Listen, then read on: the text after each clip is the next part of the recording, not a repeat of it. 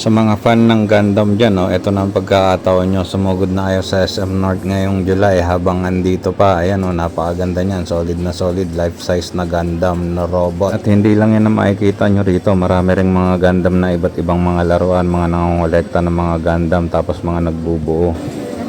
Oh.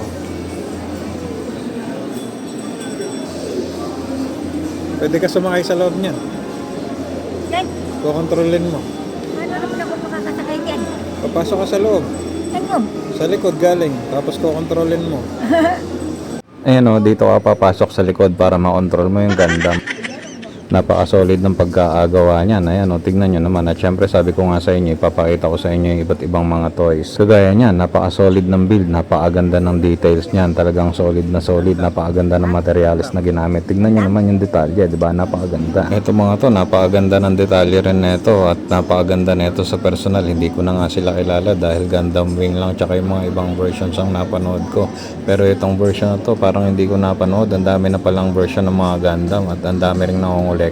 Parang minimum of 1K ata kada toy. Ayan, o, makikita nyo ang daming paninda. O, kaya pumunta na kayo dito sa SM North habang andito pa sila. Tapos ayan yung life size kanina. O, tignan nyo naman, di ba? Ayan yung mga nagbubuo ng mga toys. Meron silang sariling mga table dyan para makapagbuo. Pag bumili kayo, pwede nyo nang buuin agad dyan, di ba? Tapos makikita nyo ang daming nakapila dyan sa gilid. Ayan, o, siguro yun yung mga bumili rin na magbubuo pa ng mga toys. Wala pa silang slot para sa table. Meron din silang Dragon Ball, o, Vegeta na nasa capsule. Napakaganda niyan sa personal. Hindi rin mawawala si Bulma, ay si Android 18 pala yan. At syempre ang gang ng Dragon Ball sinigang. Wow, sarap ng sinigang dahil tag-ulan na. Kayo ba, mahilig ba kayo sa sinigang? I-comment nyo naman kung anong paborito nyong ulam. Syempre siguro matakaw yan. Grabe lumaman yan, alam nyo naman, di ba? May paborito rin yung mga pagkain. Kagaya ni Virus, di ba? Tsaka ni Wize. Kilala nyo rin to si Meruem. Ay, si Frieza pala. Ay, hindi pala si Cell. Ito pala si Frieza. May ganito pala sa Gundam. Hindi ko alam na may ganito silang robot. Tsaka to, ang ganda naman nila, di ba? Ito malamang hindi to Gundam. Pero hindi ko siya kilala eh. Kayo ba, kilala nyo ba to? At ito pa ang isang life size na robot na napakaganda. Hindi ko rin siya kilala eh, pero Gundam din to. Astig na astig, oh, di ba? Tingnan nyo naman, ifo-focus ko yung mukha niya. Napakaganda. Solid na solid. Ayan, oh.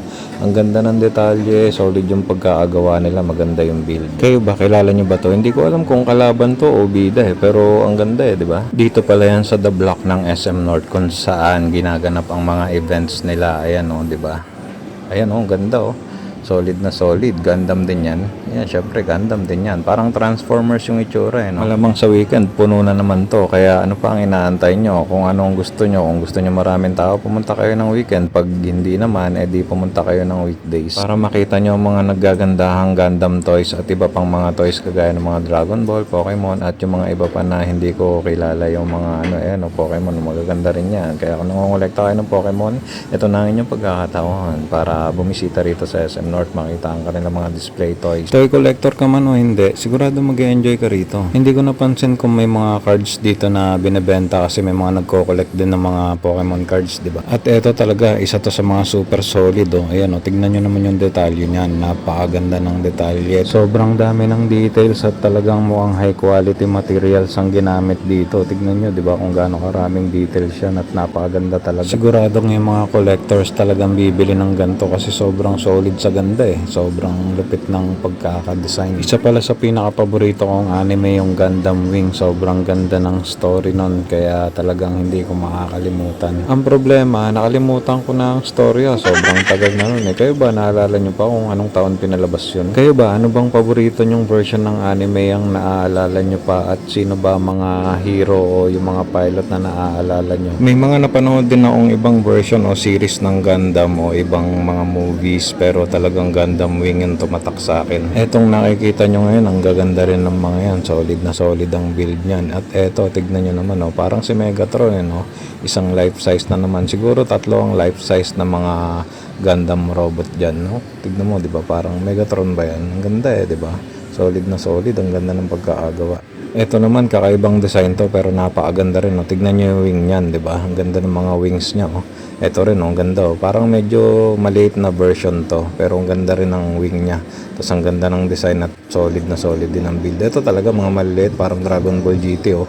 Pero ano kaya ang tawag sa mga yan? Hindi ko alam, parang di ako nakapanood ng mga ganyan. O baka pinaliit lang nila, gumawa lang sila ng mas maliit na version ng mga Gundam. Paki-comment naman, baka alam nyo. Ito, pambabae ba to o babae ang pilot na ito? Ito, ang ganda rin na ito. Nakababa yung wings niya. Tapos ito, ang ganda rin naman na ito. Kaya ang dami kong pinapakita sa inyo kasi ang dami ko talaga nakita ron.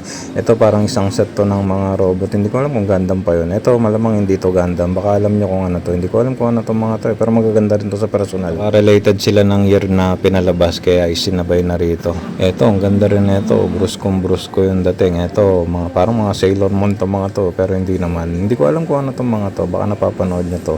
Ang gaganda rin eh. May mga nangongolekta rin siguro ng mga to. Ayan yung parang kanina, di ba? Yung Wizard.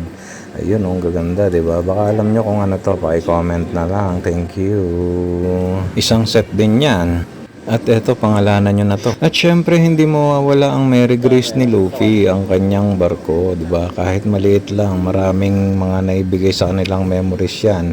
Maraming laban na sinamahan sila niyan. Ayan, di ba? Napakaganda, napakasolid. Kung magko-kolekta kayo ng ganito, puntahan nyo na rin dahil meron ding mabibili niyan dito sa The Block ng SM North. At syempre, ang ating pang pinali, grabe, robust ang build na ito. Solid na solid. Talagang kahit sino kilala ata to ako lang ang hindi. At dahil umabot ka sa dulo ng video na to, malamang ikaw ay may pusong mapagmahal sa mga laruan at may taste sa anime. Like and share. Salamat sa panonood.